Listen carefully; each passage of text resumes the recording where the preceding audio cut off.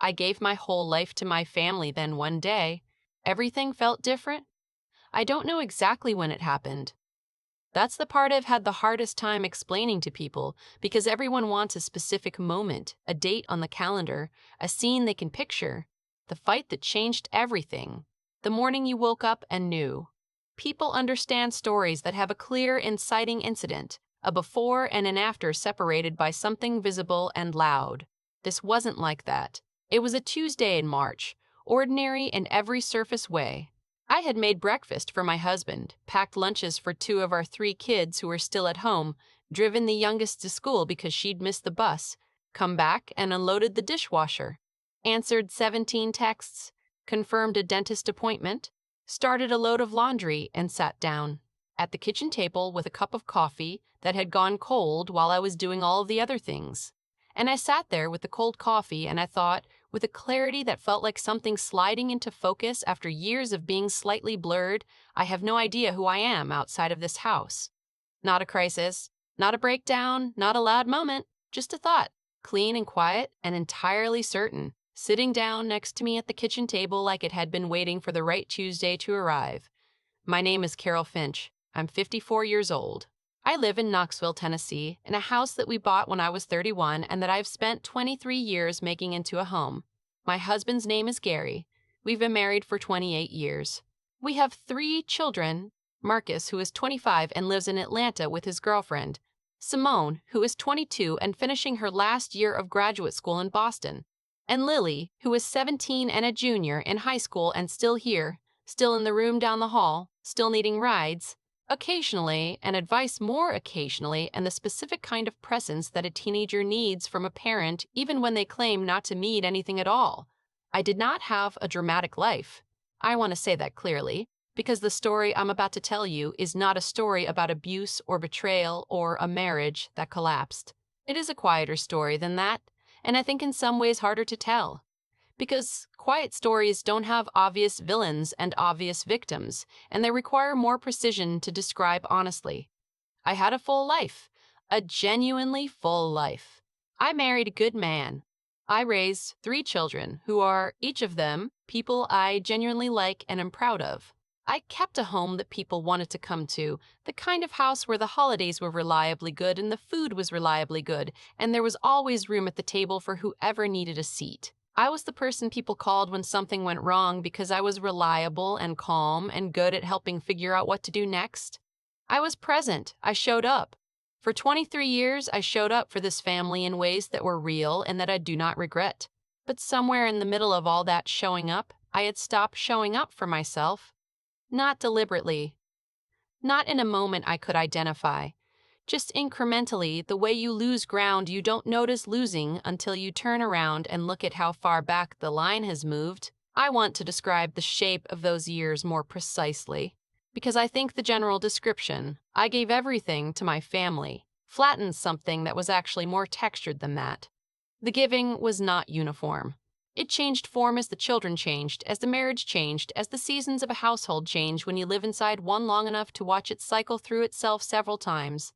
When Marcus was small, it was physical, the total physical absorption of early motherhood that leaves you at the end of every day feeling like you have been used well in the way that a tool is used well, thoroughly and without remainder. When they were school age, it became logistical, the management of schedules and needs, and the complex social world of children who are learning how the world works and need someone to help them interpret what they find. When they were teenagers, it became emotional, the sustained, patient availability of being someone's safe place when everything outside the house was uncertain and sharp. Each phase required something different, and I gave what each phase required. I do not say this with bitterness. I say it because I want you to understand that I was paying attention, that the giving was not thoughtless, that I knew in real time what I was doing. What I did not know or did not stop to examine was what it was costing. I grew up in a family where the women organized their lives around other people's needs as a matter of course, not as martyrdom, not as resignation, but as the simple, natural shape of how love was expressed. My mother was the person who held everything together, who knew what everyone needed before they knew it themselves, whose own preferences were so consistently subordinated to everyone else's that by the time I was old enough to ask her what she wanted, she had trouble answering. I watched this, and I absorbed it without meaning to, the way children absorb the things that are simply true about the world they grow up in. When I married Gary and we started building our life together, I brought that absorption with me. I became the person who held things together, who managed the household logistics, who tracked the school calendars and the medical appointments and the social commitments and the maintenance schedules for a house that always had something that needed attention, who worked part-time for most of the children's growing up years so that my schedule could flex around theirs, who made the calls and sent the emails and remembered the things that would otherwise go unremembered. Gary worked hard. He was not absent, and he was not unloving. And he was not someone who had consciously designed a system in which I carried more than my share. He was someone who had grown up in a family not entirely unlike mine, where the shape of a household was something the woman maintained and the man provided for, and neither of us had ever really interrogated that template. We had just moved into it the way you move into a house that seems like it fits. For a long time it worked. Or rather, for a long time it felt like it worked, which is slightly different because feeling like something works and actually interrogating whether it's working are not the same exercise. The children were young and the days were full and the fullness felt like purpose and the purpose felt like enough. There's a particular kind of invisibility that comes with being good at what you do. When the household runs smoothly, nobody asks how. The lunches appear.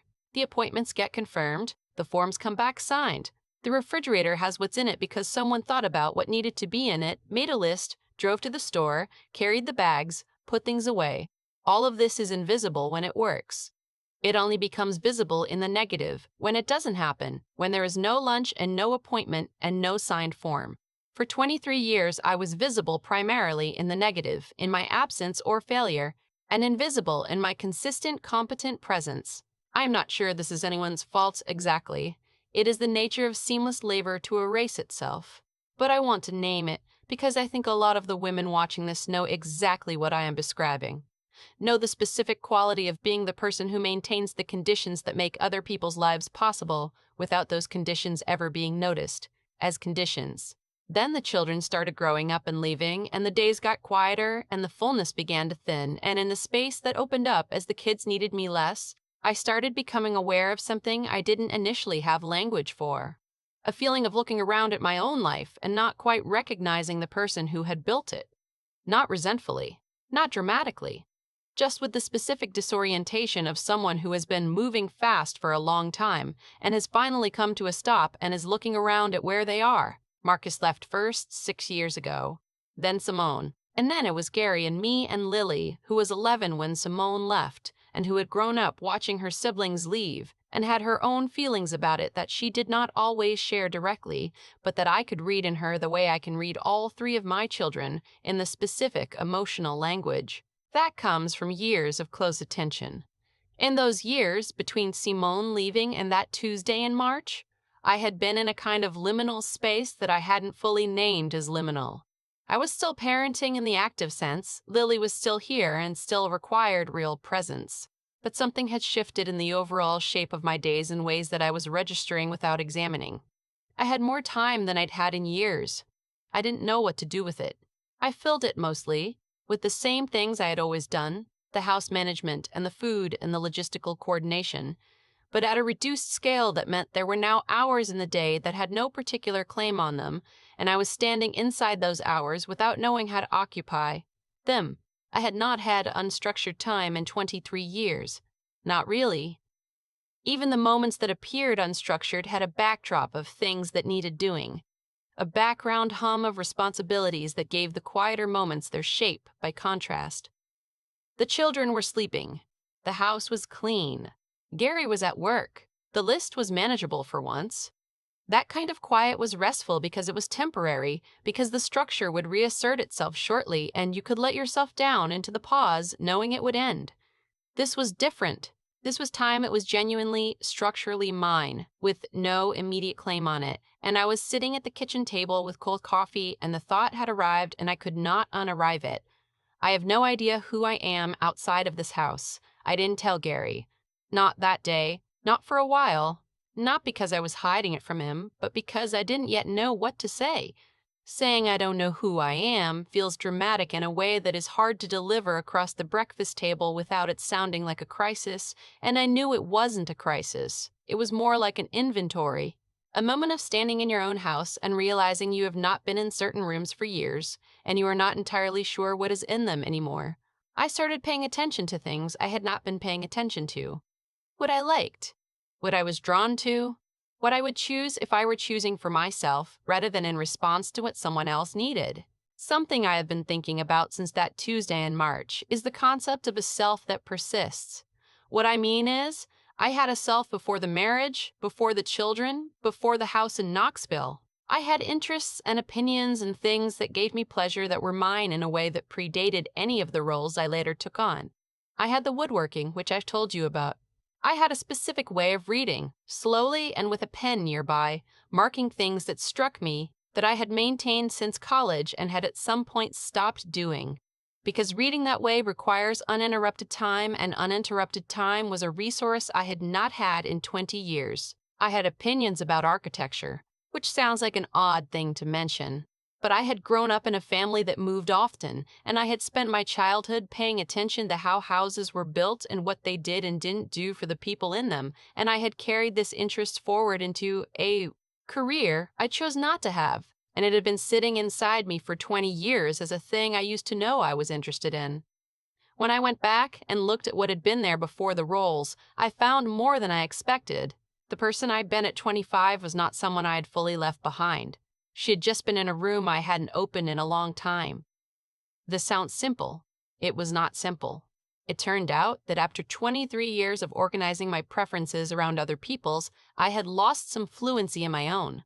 When I tried to answer the question of what I wanted, I kept arriving at things that were structured by other people's needs.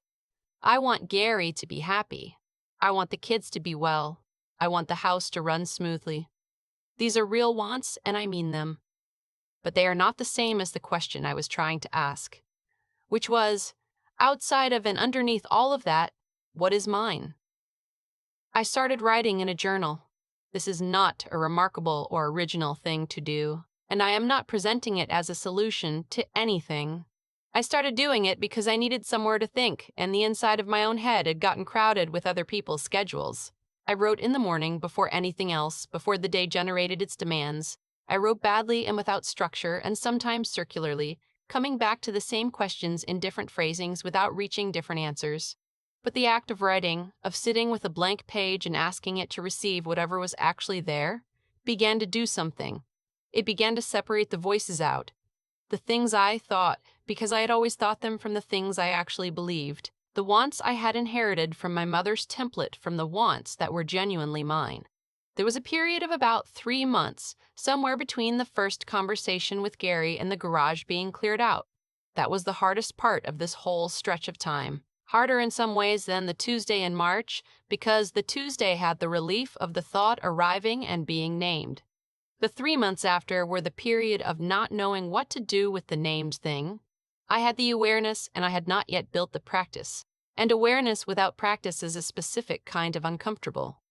I knew what was missing. I did not yet know how to fill it, or even whether filling was the right metaphor, whether it was more like clearing space than filling it, or changing the light in a room rather than adding things to it. I was impatient with myself during those months in a way that I recognized, belatedly, as the same impatience I had brought to learning woodworking the first time. The gap between knowing what a thing should look like and being able to make it that way with your hands. The gap is always there. The gap is the work. What I found underneath, when I had been writing for a few months and the sediment had begun to settle, was not entirely what I expected. I had expected to find resentment, the conventional narrative of a woman who gave everything to her family and sat down one day and found the bill, the accumulated cost of all that giving, some well of anger or grief or unfulfilled ambition that had been building pressure for years. I looked for that. I was prepared to find it. It was not exactly what was there. What was there was something quieter and in some ways more disorienting. It was not that I had given too much.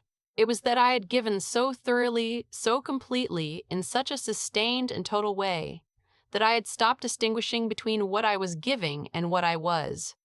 I had merged with the role. I was not a person who was also a mother and a wife and a household manager. I had become, somewhere in the middle of the doing itself. And the doing was real, and it mattered, and it was love. And I mean all of those things. But it was not the entirety of who I was. It could not be, and I had let it become that, without noticing, the way you let yourself become something gradually, through the accumulation of 1,000 daily choices that each made complete sense in the moment and together made a shape you did not intend. I told Gary in April, we were on a walk, which is where we have our best conversations, when we are moving and not looking at each other directly, and the pressure of face-to-face is replaced by the lower stakes intimacy of side by side. I told him that I had been thinking about something for a couple of months and that it wasn't a crisis and I wasn't leaving, and I needed him to hear it without immediately trying to fix it. He said, "Okay." He has learned, in 28 years, when I need him to wait before speaking. This has taken time and has not always been available, but it was available on that walk, and I was grateful. I told him what I had been thinking. The cold coffee and the kitchen table and the thought about not knowing who I was outside the house. The writing and what it had been revealing. The sense that I had built a life that was genuinely good and that I had lost myself inside it. Not dramatically, not with any blame attached, just as a fact about what had happened over 23 years of total investment in something outside myself. He was quiet for a block and a half, then he said, "What do you need?" Gary and I had a conversation about 6 weeks after the walk, where I told him what had been going on. We were in the kitchen on a Sunday morning. The specific ease of a Sunday morning when Lily had slept over at a friend's house, and the house was quiet in a way it only is when nobody under 20 is in it. He asked me something I had not expected him to ask. He said, "Do you think you were happy?" Past tense, meaning in the years before March, meaning the broad sweep of the life we'd built. I thought about it honestly rather than giving him the reflexive answer. I said, "I think I was in a kind of happiness that comes from being fully engaged in something that matters. And I think I had stopped examining whether the engagement was going both ways." He said, "What do you mean by both ways?" I said, "I was engaged with the family. I'm not sure the family was engaged with me, with the actual person inside the function." He sat with this for a while. I watched him sit with it, watched the discomfort of it, and I did not smooth it over the way I would have smoothed it over a year ago. I let him feel what the sentence felt like to receive, because he needed to feel it and because I had spent too many years managing how the people around me felt about difficult things instead of letting the difficult things land and do their necessary work. Not whose fault is it? Not what does that mean for us? Not a defense or an explanation. Just, what do you need? I told him I wasn't sure yet, but that I needed him to know what was going on. He said, "I'm glad you told me." And then, after another half a block, "I think I've known something was off for a while, and I didn't ask, because I was afraid of what the answer was." This is the thing about long marriages that people don't always say out loud. When you've been with someone for 28 years, you develop a fluency in them that goes both ways. I knew he had known. He knew that I knew he had known. We had been circling something without naming it, as couples sometimes do when the naming feels large and the circling feels safer. The naming felt large because it was large, but not in the way I had feared. Not in the way that meant the marriage was broken or the life was wrong or the 28 years had been a mistake. Large in the way that real things are large, the kind of large that requires space and time and honest conversation and a willingness to sit with discomfort rather than paper over it. Gary is not a man who is comfortable with sitting with discomfort. This is true. He is a problem solver by instinct and by profession. He is an engineer, and his first response to any difficulty is to find the action that resolves it. He has spent our marriage learning that not everything is a problem to be solved, that some things are experiences to be moved through, and that the learning has been imperfect and ongoing. But on that walk, and in the weeks after, he was trying. I could see the trying, and I named it to him, and the naming of it mattered, because one of the things I had understood from the journal writing was that I had been withholding appreciation as a response to feeling unseen, and withholding appreciation is not a path out of feeling unseen. I want to talk about what actually changed, because I think the practical matters as much as the emotional, and the two are not separate. The first thing that changed was that I went back to work. Full time, for the first time in 20 years. I had maintained a part-time position through the children's years, administrative work for a property management company, something that kept a professional thread alive without overwhelming the primary structure of my days. When I decided to go back full-time, I was honest with myself about what was driving it. It was not purely financial, though the additional income was welcome. It was about having a domain that was mine, in which my competence was evaluated on its own terms rather than in relation to the people I was serving, in which I existed as a professional and not only as a function. This sounds simple. The execution was not. Full-time meant renegotiating the household. It meant sitting down with Gary and having explicit conversations about what I had been managing for 23 years that had been invisible to him because I had managed it so completely that it required no visible effort from him. The school calendars and the grocery orders and the appointment logistics and the house maintenance coordination and the social scheduling. All the invisible labor that had been running on my processor in the background while he ran his work on his. Making it visible was uncomfortable, for both of us. He did not love learning the full scope of what he had not been seeing. I did not love being the person who had to show him. But we did it. We went through it line by line, like a ledger, and we redistributed. Not perfectly, not all at once. With missteps and renegotiations and moments where the old patterns reasserted themselves because the old patterns had 23 years of momentum and new patterns have none. But we did it, and we are still doing it. And the doing of it has changed the shape of the marriage in ways that are sometimes uncomfortable and mostly good. The second thing that changed was that I found something that was mine. I had been a person who made things when I was young. Before the children, before the marriage in its full form, I had made things. Furniture, specifically. I had taken a woodworking class in my mid-20s on a whim in the specific way of someone who has an idea and decides to follow it before the self-editing instinct can intervene, and I had discovered that I was good at it and that the specific demands of it, the precision, the physicality, the way a piece of wood has its own properties that you have to understand and work with rather than impose yourself on, satisfied something in me that I had not known needed satisfying. I had stopped when the children arrived. Not because I was told to, because there was no time, no space in the garage that wasn't needed for other things, no energy at the end of the days, for something that required full presence and sharp tools. I had put it down the way you put things down when something more urgent needs both hands, intending to pick it back up. And I had not picked it back up for 20 years. I cleared out a corner of the garage in June. Gary helped me, one Saturday afternoon, without making it a bigger deal than it needed to be. We moved things around and I set up a workbench and I went to the hardware store and stood in the tools section for 40 minutes reacquainting myself with what I needed. I drove home with a car that smelled like lumber and felt, in a way I did not examine too closely because examining it would have made it smaller, like myself. I made a cutting board first. The simplest possible thing. I made it carefully and slowly and not as well as I wanted to, and I sanded it until my arms ached, and I oiled it, and it was done, and it was mine.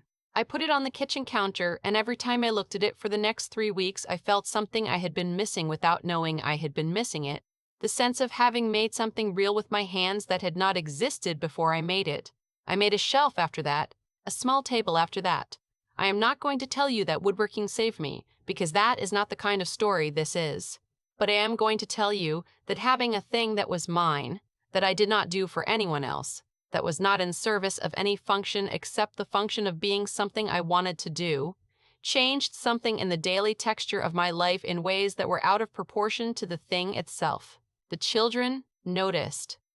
Marcus called me on a Sunday in September and I told him what I had been up to. He was quiet for a moment. Then he said, "Mom, I didn't know you did that." I said, "I used to." I stopped for a while. He said, "Are you okay?" And I said, "Yes, I'm more okay than I've been in a long time, which was true, and which seemed to confuse him slightly because the version of his mother he had grown up with did not have a thing she did in the garage on Saturday mornings. He was meeting a different configuration of me, and it was taking him a moment to update. Simone reacted differently. She called me 2 weeks later, having clearly talked to Marcus, and she said, "I've been thinking about something." She has her father's way of approaching difficult conversations, with a directness that doesn't soften things more than necessary. She said, "Did we take too much from you?" I said, "No. I want to be precise about this, because the question deserves a precise answer. No, you did not take anything from me that I did not give. The giving was mine. The way I gave, without remainder, was a choice I made under the influence of a model I had inherited without examining it, and that is not the same as something taken." She sat with this. Then she said, "But you should have kept some." I said, "Yes, I should have. And I'm keeping some now." One of the things that surprised me about telling the children was how much they already knew. Not the specific contents of what I had been thinking, not the journal or the kitchen table or the exact shape of the thing. But children who have grown up in close daily proximity to a parent know that parent in ways that are not entirely available to the conscious mind. They know the tone of voice and the timing of silences and the difference between fine in the real sense and fine in the managed sense. When I told them, in the individual conversations that happened over the fall, what I had been working through, none of them seemed surprised exactly. They seemed more like people who had been waiting for something to be said and were relieved that it had been said. Marcus told me he had noticed something different about me over the summer and had assumed it was something going on with me and Dad and had been quietly worried. Simone said she had been watching me for years and had thought about saying something and had not known how to say it without it sounding like criticism of a life I had chosen. Lily, in her economy of words, said, "I know, just that. I know," which told me everything about how visible my not being okay had been to the person who was still living in the house with me and which moved me in a way I did not entirely expect. Lily, who was 16 by then and therefore at the exact developmental stage where any statement from a parent lands in the most complicated possible register, asked me one afternoon while I was sanding a shelf whether I was happy. Just like that, without preamble, in the way teenagers sometimes ask the exact right question when you least expect it, I told her I was getting happier. I told her I was figuring some things out. She watched me sand for a minute. Then she said, "Good," and went back to her phone. This constituted a profound emotional conversation by the standards of a 16-year-old, and I received it as such. Gary has been, in these months, trying in ways that I want to name because I think they matter and because I don't want to tell a story in which his trying is invisible. He has started cooking dinner on Thursdays, not because I ask him to, though I would have asked if he hadn't volunteered, because he looked at the distribution of labor that we had surfaced in our conversations and he decided, on his own, that Thursday was a thing he could take. He is not a skilled cook, and Thursday dinner is not always what I would have made. It is always edible and occasionally excellent, and every single Thursday it is not mine to think about, which is worth more than the cooking itself. He asked me, in October, what I had wanted to be when I was young. We were sitting in the backyard after dinner, the way we do in the fall, when the air is still warm enough and the light comes through the trees at that particular angle that makes everything look like it has already been edited into something beautiful. I told him I had wanted to make things. He said he hadn't known that. I said I hadn't told him. He said, "What stopped you when I was away and the kids were in school and you had those hours?" I thought about this honestly. I said, I think I didn't believe I was allowed to use the time for something that was only for me. He was quiet for a while. Then he said, "I think I should have asked earlier." Not as an accusation. As a recognition? I told him I should have told him earlier. This was also true. We sat with both of those things, both things true simultaneously, which is what a long marriage usually is. I want to be careful here about what I'm describing, because I don't want it to sound like a resolution that is tidier than the reality. My life is not transformed. The questions that arrived at that kitchen table in March are not answered so much as they are being actively engaged with, which is a different and ongoing process. I still have days when the old patterns reassert themselves and I find myself organizing the household as though it is my primary function and then noticing this with a feeling that is some combination of frustration and compassion for the person who has been practicing that pattern for decades. I still have conversations with Gary that require patience. I don't always feel like extending. I still have moments of looking at the life I have built and feeling the weight of how thoroughly I had built it around everyone but myself, and sitting with that weight rather than rushing past it. The sitting with it is part of the work. I have learned that I cannot hurry the sitting, but I also have the garage on Saturday mornings. I have the journal, still, every morning before the day makes its claims.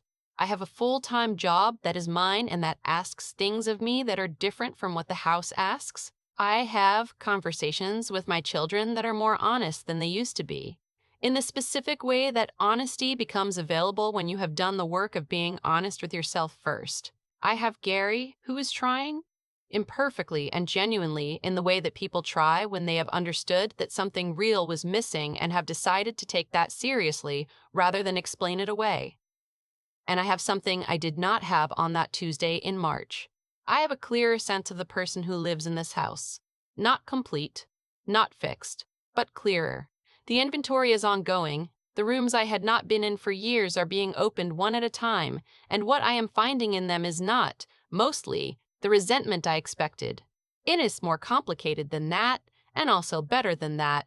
It is a person who made choices out of love and out of an inherited template, and who is now, at 54, choosing to look at both of those things honestly and decide what to carry forward.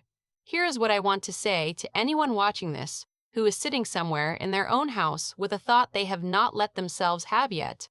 You are allowed to notice what is missing, not as ingratitude, not as rejection of the life you've built, but as honesty about the full picture. A life can be genuinely good, and also genuinely incomplete, and the incompleteness is not a betrayal of the good parts. It is just a true thing about the full picture. You are allowed to take up space in your own life. I know this sounds obvious, I know it, but if you have spent years, as I did, organizing your space primarily around other people's needs, the obvious becomes something you have to relearn and practice rather than simply affirm in theory. The practice is the thing. The actual doing of it, the corner of the garage and the hour in the morning and the full-time work and the Thursday you didn't have to think about, the practice is what changes the shape of things. You are also allowed to have this conversation with your partner. I know that conversation feels large. It is large. But large conversations have a way of being, once you have finally had them, less catastrophic than the weight of having not had them. Gary and I are more honest with each other now than we were in the first 20 years of our marriage, and we were not dishonest people. We were just people who had let the structure do the talking and had stopped asking each other the real questions. The real questions are worth asking. The answers are worth hearing. One more thing. The kitchen table where I sat with the cold coffee in March is the same table where we have been eating family dinners for 23 years. The same table where I helped Marcus with calculus homework in the 11th grade. Where Simone told us she'd gotten into graduate school.